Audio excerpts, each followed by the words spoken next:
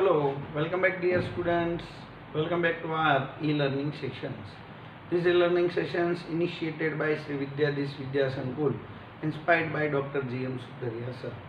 And welcome back to our subject SPCC. We are discussing part first, that is the commercial correspondence, and today we are going to start chapter number first, and the name of the chapter is bank correspondence.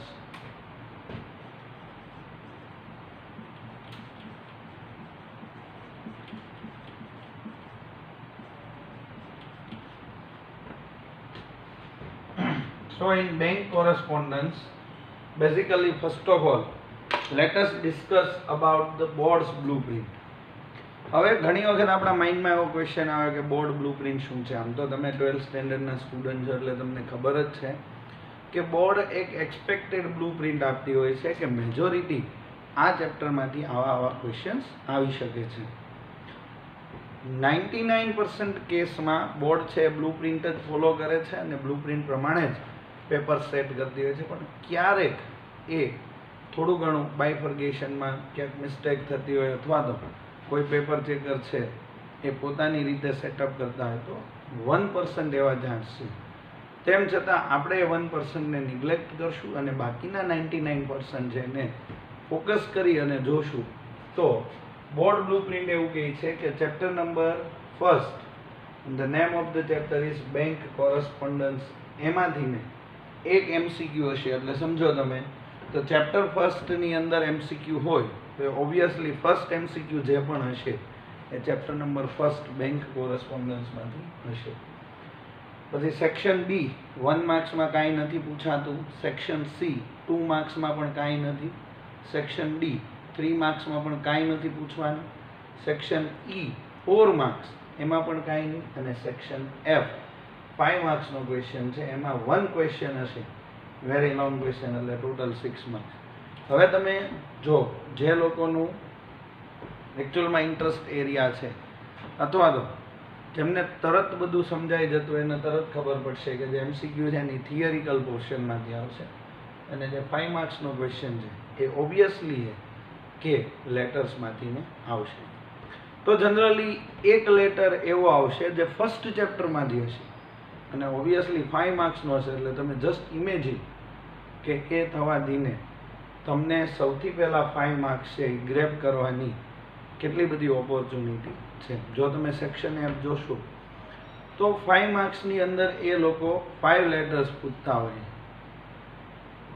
4 letters હોય, 5 letters હોય, તો એ એટલા લેટર્સથી ને આપણે એવું possible, કેમ કે જેમને પણ આની પહેલાંના લેક્ચર નંબર ફર્સ્ટ અને lecture number second of part 1 એટલે કે કોમર્શિયલ કોરસ્પોન્ડન્સ જોયું હશે એમને ખબર જ છે કે આપણે લેક્ચર નંબર સેકન્ડની અંદર આખો લેટર કઈ રીતના લખવો, એના કમ્પલસરી પાર્ટ અને ઓકેશનલ પાર્ટ એ બધા ડિટેલમાં ડિસ્કશન કર્યા છે. એનો મતલબ છે કે તમને એના ઉપરથીને આઈડિયા આવે છે કે 5 માર્ક્સના લેટરની અંદર 4.5 અથવા તો મેક્સ ટુ મેક્સ 5 માર્ક્સ આપણે કઈ રીતના ગ્રેબ કરી શકીએ છીએ, જે આપણે લાસ્ટ સેશનમાં ડિસ્કસ કર્યું. હવે આજે પહેલાં આપણે થિયોરિટિકલ પાર્ટ લઈશું અને થિયોરિટિકલ પાર્ટ લીધા પછી આપણે જો પોસિબલ હશે તો આ જ લેક્ચરમાં, અધરવાઇઝ નેક્સ્ટ લેક્ચરમાં એનો જે લેટરવાળો પોર્શન છે, how to write a letter, what kind of different letters are there, etcetera etcetera, will discuss. Today let us start part number first, commercial correspondence, bank correspondence, page number first. First of all, what will you learn in this chapter? આપણે આ ચેપ્ટરમાં શું શું discuss કરશું. તમે seriously જોતા હશો તો તમને ખબર હશે કે આપણે જ્યારે સૌથી પહેલાં સેક્રેટરીયલ પ્રેક્ટિસવાળો પોર્શન સ્ટાર્ટ કર્યો હતો એમાં પણ ઇશ્યુ ઓફ શેર્સ કરીને જે ફર્સ્ટ ચેપ્ટર છે એના ફર્સ્ટ સેશનમાં vote will you learn in this chapter discuss કર્યું. સેમ વે અહીંયા પણ આપણે સૌથી પહેલાં એ ડિસ્કસ કરી અને પછી જ આગળ આપણો પોર્શન છે એ સ્ટાર્ટ કરશું. આ કરવાથી ને તમને બેઝિકલી આઈડિયા આવી જશે કે કેવા ટાઈપના અંદર કેટલા ક્વેશ્ચન્સ છે અને એમનું એક્સપ્લેનેશન છે એ કઈ રીતના સેટઅપ થાય છે. So what will you learn in this ચેપ્ટરમાં સૌથી પહેલાં એ છે introduction about the bank correspondence, કે આપણે બેંક સાથે કેવા ટાઈપના કોરસ્પોન્ડન્સ એટલે કે પત્ર વ્યવહાર થતા હોય છે, એમાં કઈ કઈ ડિટેલ છે જે આપણે બેંક પાસેથી નહીં we are seeking the information અથવા તો આપણે જોઈતી હોય છે, or which are that particular information which we are providing to the bank, એ બધા ટોપિક છે ડિસ્કસ કરશું. So what will you learn in this chapter? First one is introduction, second one is bank correspondence. Bank correspondence ની અંદર request letters written to the bank. આપણે અલગ અલગ ઘણી બધી સર્વિસીસ જોતી હોય છે, એના માટે થઈને આપણે બેંકને રિક્વેસ્ટ કરવાની હોય છે, તો એ request letters return to the bank. Then complaint letters, અમુક અમુક બેંકની ભૂલ હોય એ આપણે આપણી એટલે એ જે બેંકની ભૂલ છે એ ભૂલ આપણે એને બતાવવી પડે બતાવવામાં, તો એમને એના રિલેટેડ કમ્પ્લેન કરવી પડે એ. અને લાસ્ટલી આપણે એક્ઝામ્પલ્સ ઓફ બેંક કોરસ્પોન્ડન્સ એટલે કે કેવા કેવા ટાઈપના લેટર હોય છે, કઈ રીતના આખી પ્રોસેસ હોય એ ડિસ્કશન કરશું. Now let us start with the introduction.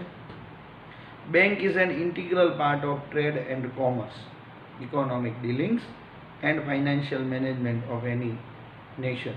કોઈ પણ કન્ટ્રીની અંદર તમે જુઓ ને તો એની આખી જે બિઝનેસ સિસ્ટમ છે, આખી જે ફાઇનાન્શિયલ સિસ્ટમ છે, એનો બેઝ છે એ બેંક ઉપર રહેલો છે. બેન્કિંગ ફેસિલિટીઝ અને બેન્કિંગ અવેલેબિલિટીઝ છે એના પરથી જ એ કન્ટ્રીની actual financial condition, economic dealing અને ફાઇનાન્શિયલ મેનેજમેન્ટ છે એ ખબર પડે.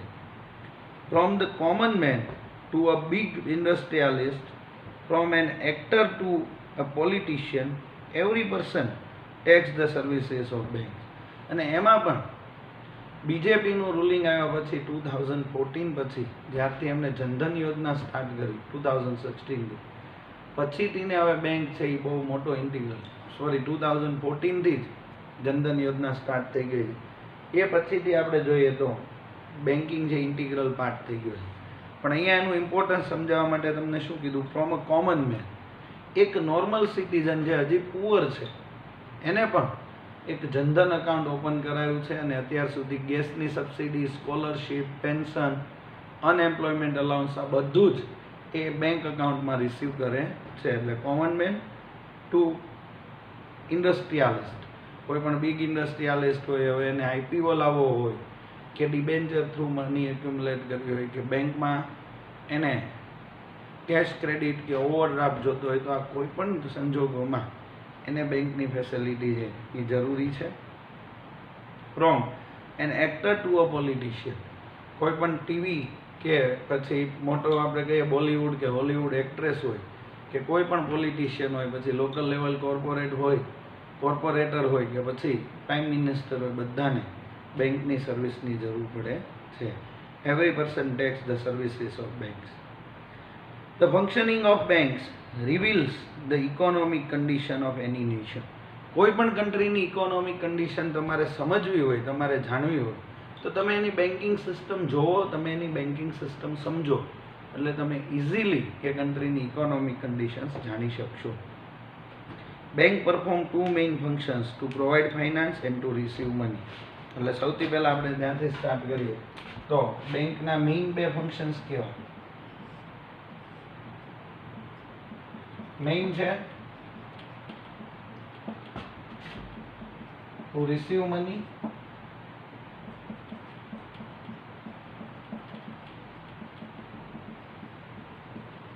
Two provide finance.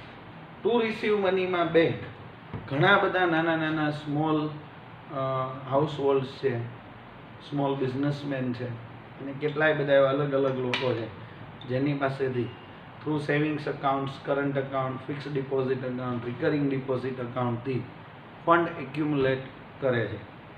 એટલે કે the functioning of bank reveals the economic condition of any nation. Bank performs two main functions. First, to provide finance and to receive money. એટલે to receive મનીમાં આપણે અલગ અલગ જે બધા બેંક એકાઉન્ટ છે એનાથી બેંક છે એ મની રિસીવ કરે, અને ટુ પ્રોવાઇડ ફાઇનાન્સમાં એ લોકો તમને cash credit, overdraft, loan, letter of credit એ બધી ફેસિલિટીઝ પણ આપે છે.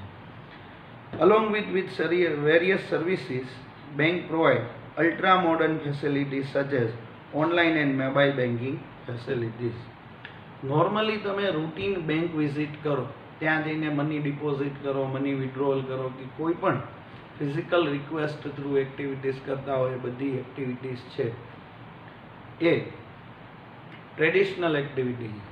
પણ અત્યારે મોડર્ન ટાઈમમાં અલ્ટ્રા ફેસિલિટીઝ છે, અલ્ટ્રા મોડર્ન ફેસિલિટીઝમાં ઓનલાઈન બેન્કિંગ, એટલે કે કોઈ પણ સમયે કોઈ પણ જગ્યાએ બેઠા બેઠા તમે ફંડ ટ્રાન્સફર કરી શકો છો, ઇલેક્ટ્રિસિટી બિલ પે કરી શકો છો, મોબાઈલ બેન્કિંગ, ઇવન શોપિંગ પણ કરી શકો છો.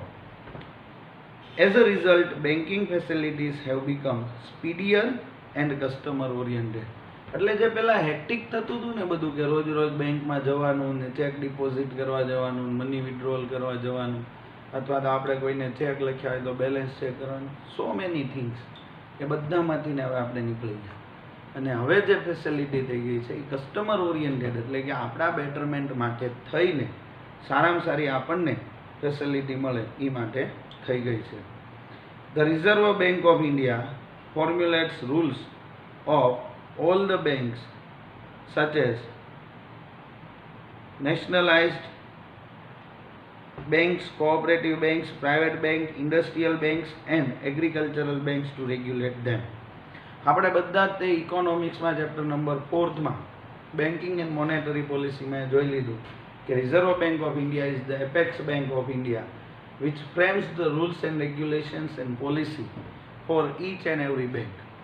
તો ઘણી વખત એક મિસકન્સેપ્ચ્યુઆલિટી એ પણ આપણા માઇન્ડમાં આવે છે કે SBI, Bank of Baroda, Punjab National Bank, Punjab and Sindh Bank, પછી કેનરા બેંક છે, કર્ણાટકા બેંક છે, દેના બેંક છે, આ બધી જે 19 નેશનલાઇઝ બેંક છે એના પૂરતું જ રિઝર્વ બેંક કામ કરે છે એવું નથી. Presence of commercial banks in India કરીને જે તમારું ઇકોનોમિક્સનો ચેપ્ટર 4નો જે ટોપિક છે કે જે હવે આ વર્ષે ગવર્મેન્ટે કોર્સમાંથી રિમૂવ કર્યો છે, એ તમે જુઓ ને તો એની અંદર જેટલી પણ નેશનલ બેંક છે એ બધાનું regulation reserve bank of India કરે છે. એટલે કે reserve bank of India formulate rules for all types of bank. તમને ક્યારે એવું નવાઈ નથી લાગતી કે શું કામ બધી જ બેંકોના ઓપનિંગ અને ક્લોઝિંગ ટાઈમ સેમ હોય છે? શું કામ એમની જે બધી ફેસિલિટીઝ હોય એ બધી ઓલમોસ્ટ સિમિલર હોય છે? જેમ કે ચેકબુકથી લઈ અને જેટલી પણ ફેસિલિટી હોય બધી, ભલે ચાર્જીસ અલગ અલગ હોય પણ બાકી બધી ફેસિલિટી એટલી બધી કોમન શું કામ છે? તો કે રિઝર્વ બેંક ઓફ ઇન્ડિયાએ એના ઉપર ડાયરેક્ટ રૂલ્સ રેગ્યુલેશન અપ્લાય કરે. નેશનલાઇઝ બેંક, જેમાં હમણાં મેં તમને નેમ આપ્યા, કોઓપરેટિવ બેંક, તો કોઓપરેટિવની અંદર cosmos multi scheduled bank, Bhavnagar નાગરિક સહકારી બેંક, સિહોર નાગરિક સહકારી બેંક, એ બધી કોઓપરેટિવ છે. Private bank ICICI, HDFC, IndusInd, Kotak Mahindra, Axis bank, આ બધી પ્રાઇવેટ બેંક છે. Industrial bank IDBI, industrial development bank of India, SIDBI, પછી આઈસીઆઈસીઆઈ, આ બધી ઇન્ડસ્ટ્રીયલ બેંક છે. એન્ડ એગ્રીકલ્ચરલ બેંક્સ જેમ કે નાબાર્ડ છે, પછી બધી રિજનલ રૂરલ બેંક્સ આવે છે, એ બધાને રેગ્યુલેટ કરે છે. The reserve bank of India also instruct all this banks as and when required. જ્યારે પણ એમને કોઈ પણ એવો પ્રોબ્લેમ થતો હોય, કોઈક નવી ફેસિલિટીઝ આવતી હોય કે કાંઈ પણ ઇશ્યુઝ હોય, તો ઇશ્યુઝનું સોલ્યુશન છે એઝ અ બેન્કર્સ બેંક તરીકે રિઝર્વ બેંક ઓફ ઇન્ડિયા આપે છે. Current accounts and saving account holder can take the advantage of banking services. Current account અને સેવિંગ અકાઉન્ટવાળાને ગમે ત્યારે અમાઉન્ટ ડિપોઝિટ કરવાની, વિડ્રોવલ કરવાની ને એ બધી ફેસિલિટી છે એ મળી રહે છે. એટલે આજમાં આપણે ફર્સ્ટ પોઈન્ટ ડિસ્કસ કર્યો એ છે ઇન્ટ્રોડક્શન.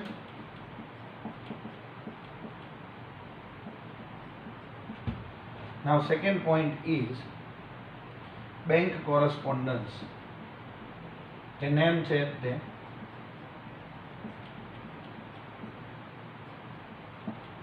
ફેક્ટરમાં શું કરવાનું હોય છે એના રિલેટેડ છે. Any communication with bank should take place in a simple style, precise language and in a prescribed format. તમે સેવિંગ અકાઉન્ટ હોય તમારું કે કરંટ અકાઉન્ટ હોય, તમે એના કોર્પોરેટ કસ્ટમર છો કે નોર્મલ હાઉસહોલ્ડ કસ્ટમર છો, તમે જ્યારે પણ એમની સાથે લેટર લખો તો એ તમારા ફ્રેન્ડ્સ નથી કે તમે લાંબી લાંબી વાર્તાઓ કરો. એ પ્રિસાઇઝ, પ્રોપર લેંગ્વેજ અને બધી રીતે પરફેક્ટ રીતે થયેલું હોવું જોઈએ. એની communication with bank should take place in a simple style. એક નોર્મલ પીસ ઓફ પેપરમાં પણ તમે લખી અને કોરસ્પોન્ડન્સ કરી શકો છો. પ્રિસાઇઝ લેંગ્વેજ એન્ડ એના પ્રિસ્ક્રાઇબ્ડ ફોર્મેટ. હવે તો જનરલી બેંકવાળા છે એ લોકો એમના ફોર્મ જ રાખ્યા છે કે જેમાં તમે ડિટેલ ફિલઅપ કરી સિગ્નેચર કરીને આપી દો એટલે પતી જાય. પણ એ પહેલાં બેંક એકાઉન્ટ ઓપન કરાવવું હોય, પાસબુક જોતી હોય તો બધા માટે એક એપ્લિકેશન હતી જેનું એક પ્રિસ્ક્રાઇબ્ડ ફોર્મ હતું. એ પ્રમાણે તમે એપ્લિકેશન કરો. હવે તો કાંઈ કરવાનું નથી. એપ્રોપ્રિએટ જગ્યા પર ટિક માર્ક કરવાની છે, સિગ્નેચર કરવાની, એકાઉન્ટ ડિટેલ નાખી બેંકને આપી દેવાનું, બાકીનું કામ એ લોકો કરશે.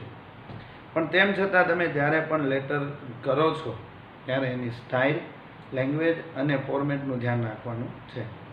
સિક્રસી should be maintain as it deals with money matters. આ બધી મેટર એવી છે કે આપણા ફંડિંગ રિલેટેડ છે. સમજો કે એઝ એ ઇન્ડસ્ટ્રીયાલિસ્ટ મારે કેશ ક્રેડિટ કે ઓવરડ્રાફ્ટ લેવું છે તો કમ્પલસરીલી એ મારા કોમ્પિટિટર્સને ખબર ના પડે એમ જ કરવું પડે.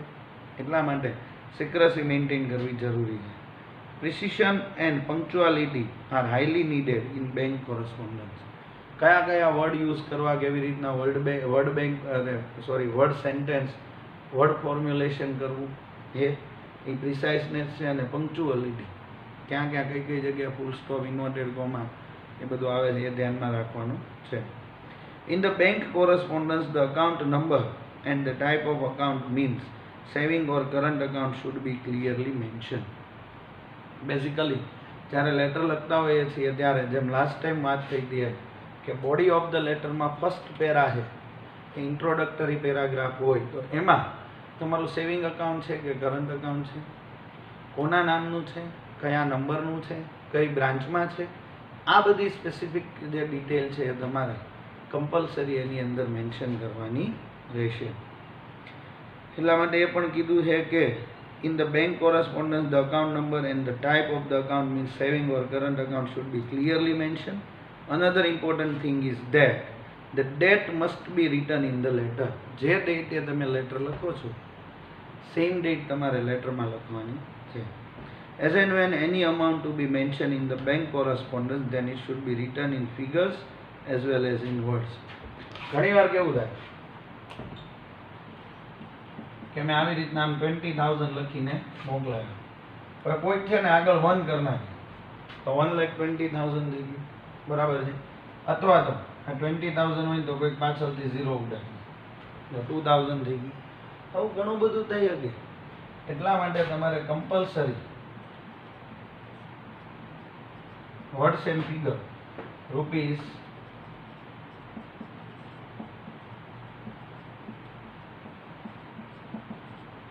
$20,000 ઓનલી એમ લખવાનું જરૂરી છે. એટલે હવે તમે સમજો કે તમે બેંક સાથે જે કોરસ્પોન્ડન્સ કરો છો એમાં અકાઉન્ટ નંબર ક્લિયરલી કીધું જ ને એને. બેંક કોરસ્પોન્ડન્સમાં account number, type of account number, rupees in words as well as in figure બંને છે એ બધું મેન્શન કરવાનું રહેશે. Generally the amount in words is written in the bracket. Generally આ જે વર્ડ્સમાં લખીએ છીએ બ્રેકેટમાં આવી રીતના લખવામાં આવે છે. Normally communication with the bank tax place for the following 2 reasons. 2 specific reason છે કે જેના લીધે થઈને આપણે બેંકની સાથે કોરસ્પોન્ડન્સ કરવાનું હોય છે. આનો જ સબ પોઈન્ટ છે 1.2.1 request letters return to the bank.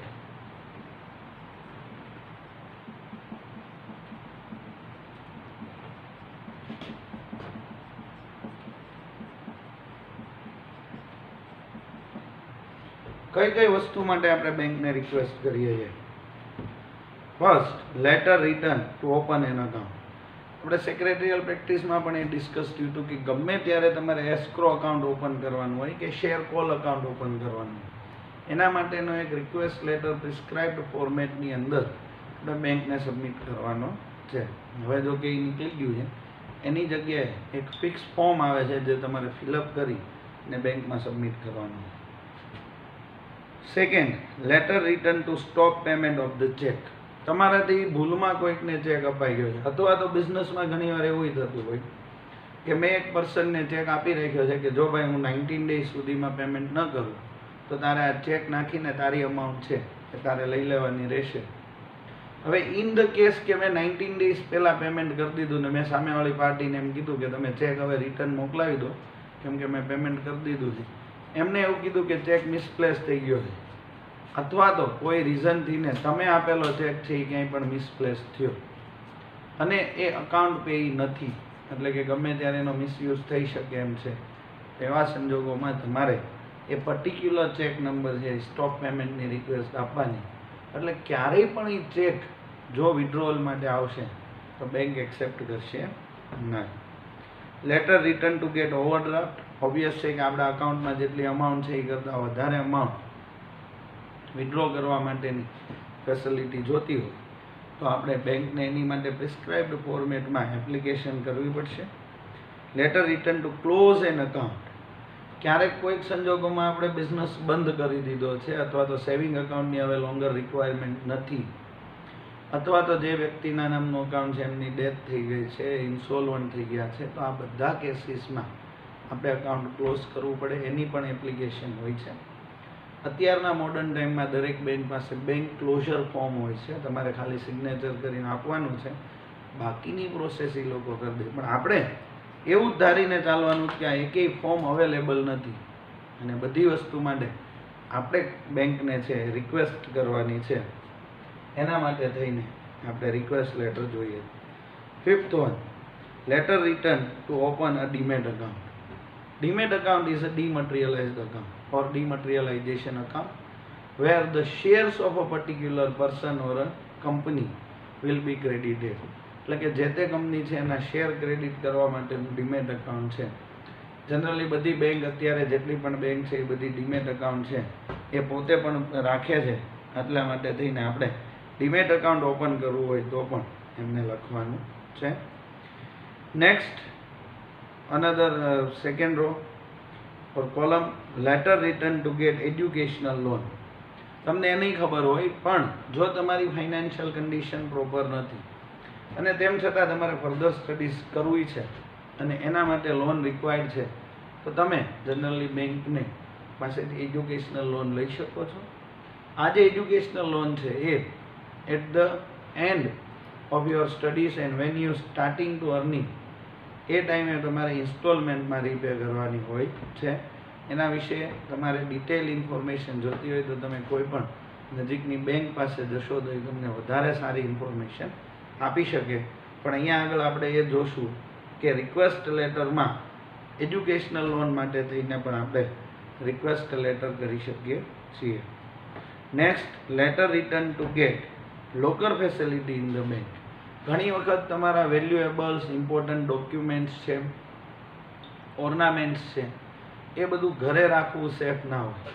તમારે ક્યાંક બહાર જવાનું થાય તો તમને ચોરી થવાનો ડર લાગતો હોય, અથવા તો ઘરે હોય તો કંઈક બીજું તમને એવો પ્રોબ્લેમ દેખાતો હોય, તો મેજોરિટી લોકો અત્યારે આ ફેસિલિટી લે જ છે, જેમાં તમારે બેંકને રિક્વેસ્ટ કરવાની છે કે we need one safe deposit volt, અથવા તો શું કીધું એને, લોકર ફેસિલિટી.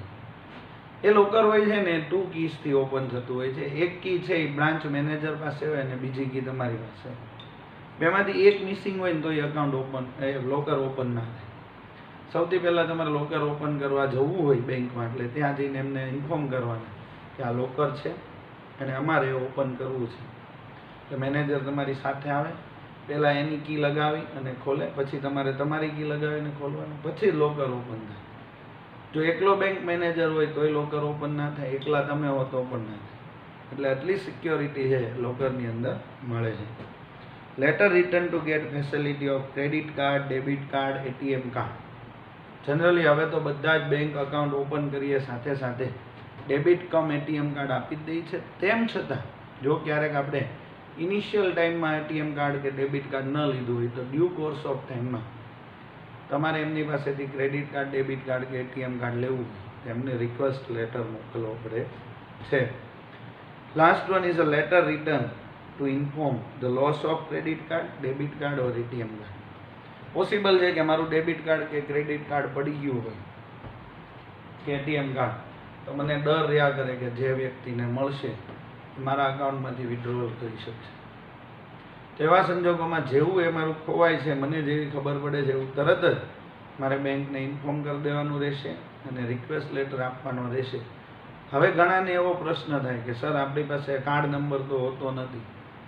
તમારું કાર્ડ જે અકાઉન્ટ સાથે લિંક હોય ને અકાઉન્ટ નંબર તમે આપો એટલે બેંક એ અકાઉન્ટ ઉપરથી તમારી કાર્ડની ઇન્ફોર્મેશન રિટ્રાઈવ કરી અને એ કાર્ડ છે ને એને ક્લોઝ કરી દેશે, એટલે સ્ટોપ કરી દેશે. પછી એ કાર્ડ ક્યાંય પણ ચાલતું નથી. એટલે letter return to inform the loss of credit card, debit card or ATM card. એટલા છે એ રિક્વેસ્ટ લેટર છે. કયા કયા? Open and bank account, stop payment of cheque, overdraft facility, closing of account, demat account. 5 થયા. 6 છે get educational loan. 7 for the facility of locker. 8 for the facility of credit card, debit card or ATM card. and 9 for the facility of closing of credit card, debit card or ATM card.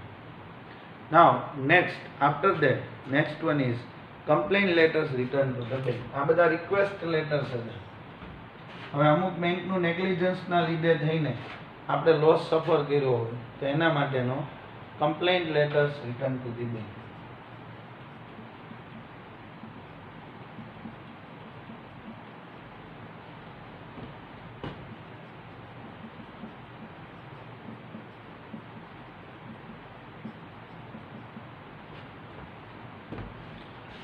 સૌથી પહેલું letter complaining about wrongful dishonor of the check by bank.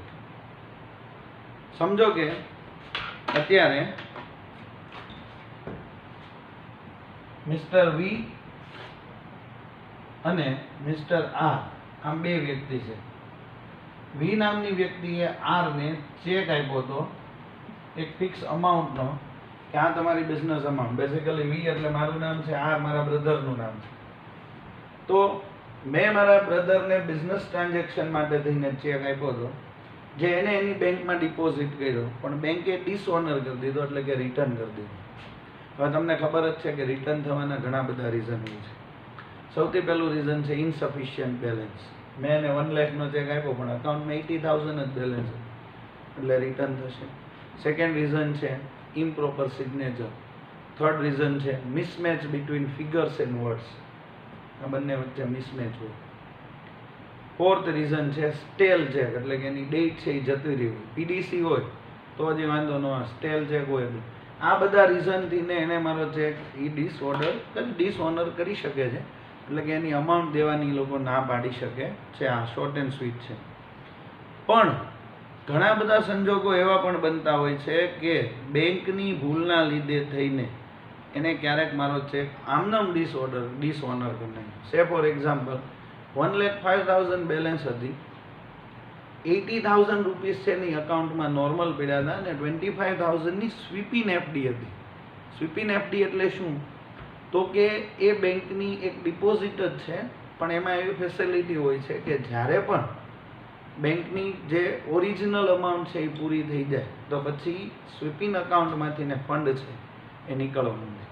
હવે મેં 1 લાખનો check એ જ consider કરીને આપ્યો હતો કે 80,000 નોર્મલ બેલેન્સ છે અને 25,000ની સ્વીપિંગ બેલેન્સ છે, તો મારો 1 લાખનો ચેક છે એ ઓનર થઈ જશે. પણ બેંકે ડિસઓનર કર્યો એટલે મારે એને કમ્પ્લેન લખવી પડશે. Letter complaining about the wrongful dishonour of the cheque by bank, કે તમે મારો ચેક ડિસઓનર ઇનસફિશિયન્ટ ફંડને લીધે કર્યો છે, પણ મારા અકાઉન્ટની અંદર સફિશિયન્ટ બેલેન્સ આવવાનું છે. ડિસઓનર થવાના ઘણા બધા સર્કમસ્ટન્સીસ છે. સૌથી પહેલું તો છે કે તમારી માર્કેટ વેલ્યુ ઘટી જાય. લોકોને એમ થાય કે તમે બૂચ મારો છો એમના પૈસા.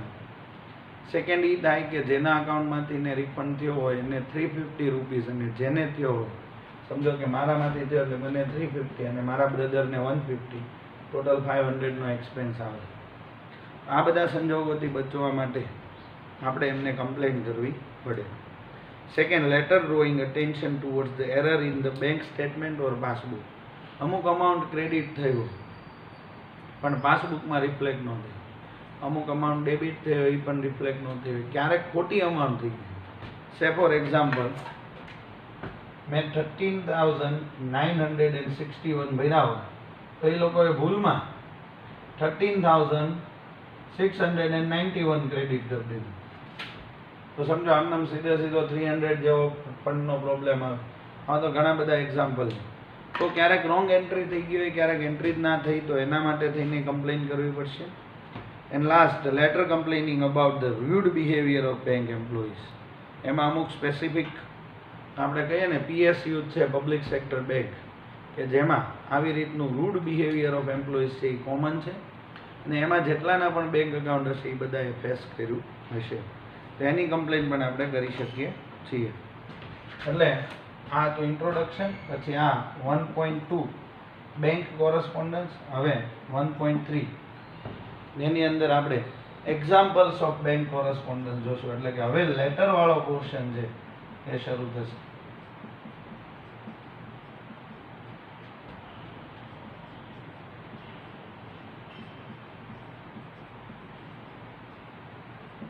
Examples of bank correspondence. એમાં સૌથી પહેલું છે letter to open bank account. હવે આપણે પાછા સિક્વન્સમાં એક પછી એક લેટર જોતા જશું. ફર્સ્ટ,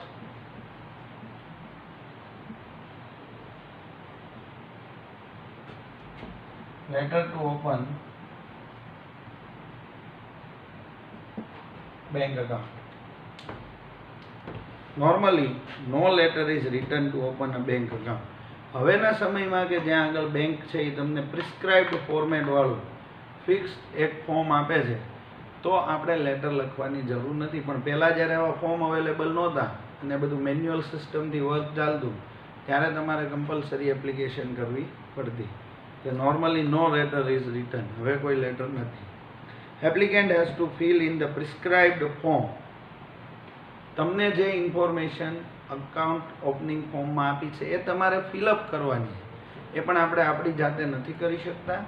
તમારી પાસે જે લીગલ ડોક્યુમેન્ટ્સ છે, જેમ કે પેન કાર્ડ છે, આધાર કાર્ડ છે, પાસપોર્ટ કોપી છે, બરાબર છે, ડ્રાઇવિંગ લાઇસન્સ છે, રેશન કાર્ડ છે, એમાં જેમ ઇન્ફોર્મેશન આપ્યું એમ જ તમારે ફિલઅપ કરવાની છે.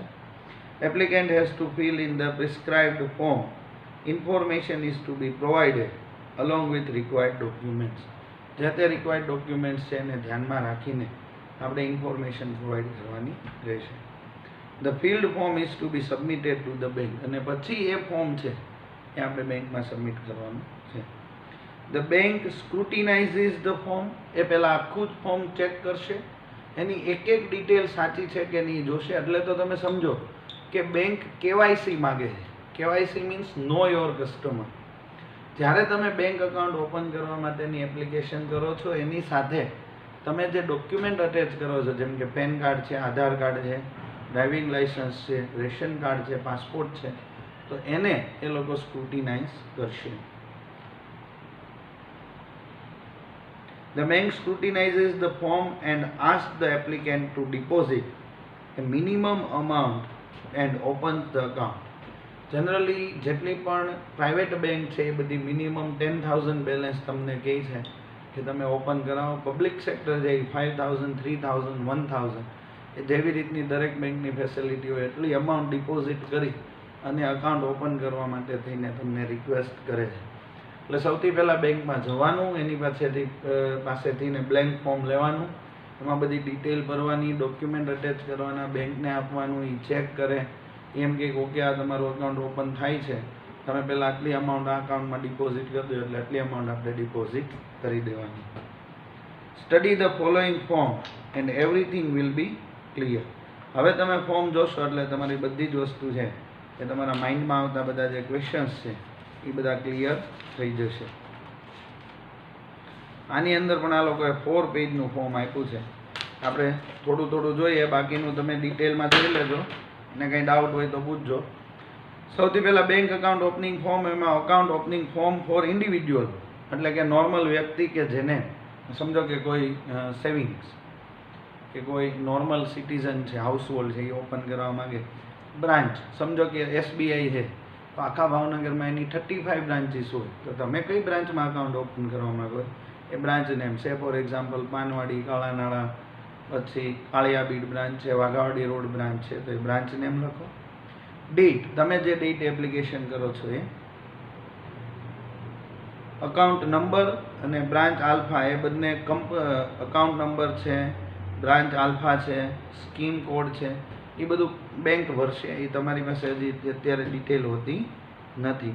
પછી આપણે નીચે એવું લખવાનું કે I may request you to open account, અને એની સામે અકાઉન્ટની સામે તમારે જે અકાઉન્ટ ઓપન કરવું હોય, જેમ કે સેવિંગ્સ કરવું છે, કરંટ અકાઉન્ટ કરવું છે, ટર્મ ડિપોઝિટ કે અધર અકાઉન્ટ, એની સામે ટીક માર્ક કરો. એક જ ખુલ્લે એક ટાઈમે, એટલે એકમાં જ ટીક માર્ક કરજો. ફૂલ નેમ ઇન કેપિટલ લેટર્સ. સમજો કે મારું ફૂલ નેમ છે શાહ વૈભવ એસ, તો સૌથી પહેલાં મારે મેન્શન કરવાનું શાહ, પછી એક બોક્સ છે એ બ્લેન્ક છોડવાનું, પછી વૈભવ, પછી એક બ્લેન્ક, પછી એસ. ડેટ ઓફ બર્થ, એમાં ડેટ, મંથ, યર, એટલે પહેલાં બે બોક્સમાં ડેટ, સમજો કે 13, પછી મંથ, સમજો કે જુલાઈ, પછી યર, જે પણ યર આવતું હોય, 1990 આવતું હોય, 95 આવતું હોય, 2000 આવતું હોય, 2002 આવતું હોય, 2010 આવતું હોય. પેન નંબર, જો તમારી પાસે બેંક અકાઉન્ટ ઓપન કરતી વખતે પેન કાર્ડ ન હોય તો તમે એ ટાઈમે એનું ફોર્મ 60 આવે છે કે જે દરેક બેંક પાસે પ્રિન્ટેડ હોય એ લઈ અને ભરીને મૂકી દેવાનું રહે છે. અને કસ્ટમર આઈડી એ તમને બેંક આપે. Bank account number, customer ID ને બેંક આલ્ફા, આ બધી વસ્તુ છે એ બેંક પાસે અવેલેબલ હોય. જે તમે ફોર્મ ભરીને આપશો ને એટલે બાકીની ઇન્ફોર્મેશન એ લોકો જે એમના તરફથી હોય એ લોકો લખી આપે છે. ઓક્યુપેશન એટલે કે કયો બિઝનેસ. સમજો તમે અહીંયા 3 લાઈન શું કામ આપી છે? તો બેંક અકાઉન્ટ સિંગલ નેમે ખુલી શકે છે, જોઈન્ટ નેમથી પણ ખુલી શકે છે, પણ એક બેંક અકાઉન્ટ મેક્સિમમ 3 પર્સનના નેમથી ઓપન થઈ શકે, એટલા માટે મેક્સિમમ એમને 3 રો આપી છે. સેમ વે ઓક્યુપેશન, તો ફર્સ્ટ, સેકન્ડ, થર્ડ હોલ્ડરનું ઓક્યુપેશન, એનું સ્ટેટસ, પછી એનું એન્યુઅલ ઇન્કમ. જો ફર્સ્ટ એપ્લિકેન્ટની રિલેશનમાં પહેલામાં એને બ્લેન્ક મૂકી, ઓલું મૂકી દીધું ડાર્ક, એટલે પહેલો જ એપ્લિકેન્ટ પોતે છે એટલે રિલેશનની જરૂર નથી. નેશનાલિટી અને ફાધર્સ અથવા તો હસબન્ડ્સ નેમ, એ જે પણ એપ્લિકેબલ થતું હોય. Please choose the following activity. Salaried છો, સેલ્ફ એમ્પ્લોયડ છો, પ્રોફેશનલ છો, પોલિટિશિયન છો, હાઉસવાઇફ છો, સ્ટુડન્ટ છો, ત્યાં એની સામે ટીક કરવાની હોય છે. માઇનોર છો, સિનિયર સિટીઝન છો, સ્ટાફ હોય તો પછી એક્સ સ્ટાફ હોય તો એ, પેન્શનર, એનઆરઆઈ, એ બધી ડિટેલ છે એ. નેમ ઓફ ધ ગાર્ડિયન, ઘણી વખત માઇનોર હોય તો એમને ગાર્ડિયનનું નેમ છે એ લખવાનું હોય છે. અને માઇનોરનું ડેટ ઓફ બર્થ છે એ અટેચ કરવાનું હોય. માઇનરના અકાઉન્ટમાં માઇનોરની સિગ્નેચર ન ચાલે. જો તમારી એજ હજી 18 યર્સથી નીચે હશે, એટલે કે 17 યર્સ જેટલી હશે, તો તમારું અકાઉન્ટ હશે બેંકની અંદર, પણ એમાં સિગ્નેચર ફાધર અથવા મધર બેમાંથી એકની ચાલતી હશે.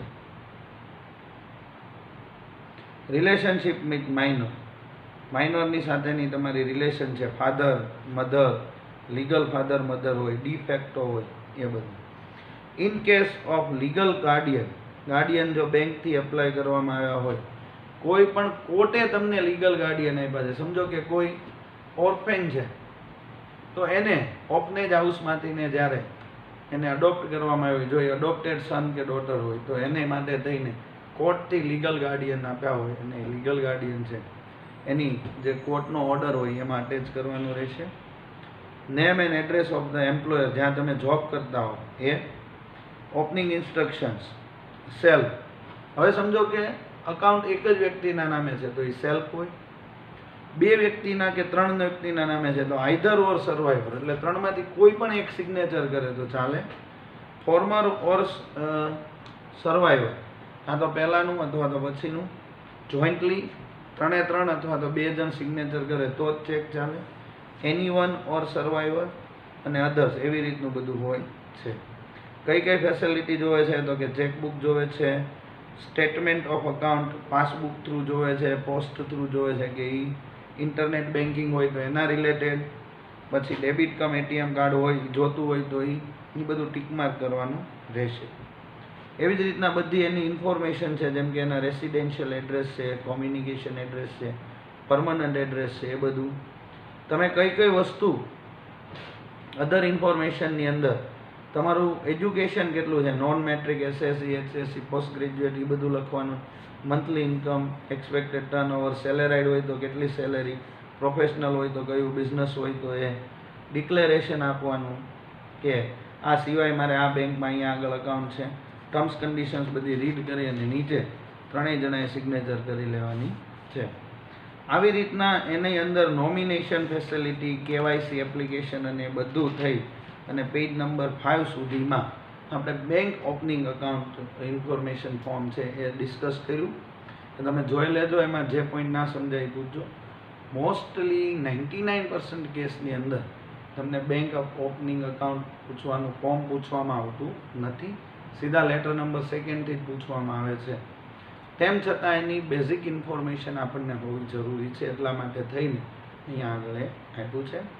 So here with this particular point we are concluding today's session. In today's session we discussed about introduction, bank correspondence, એમાં રિક્વેસ્ટ લેટર અને કમ્પ્લેન લેટર અને એક્ઝામ્પલ્સમાં બેંક અકાઉન્ટનું લખ્યું છે.